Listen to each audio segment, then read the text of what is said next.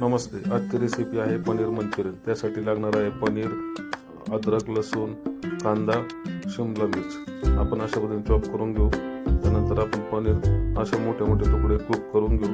2 चमचे त्यामध्ये कॉर्नफ्लॉवर, 2 चमचे मैदा घालून घेऊ. नंतर सोया सॉस, मीठ, अर्धा चमचा लाल तिखट टाकून पाणी टाकून अशा पद्धतीने मिक्स करून तळून घ्यायचे.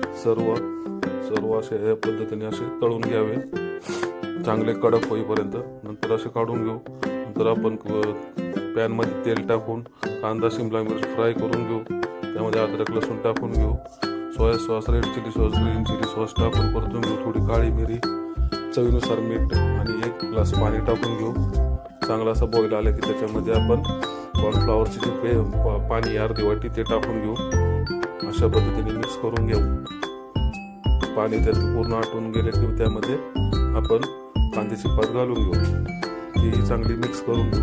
तयार आहे तुमची पनीर मंचुरियन. धन्यवाद.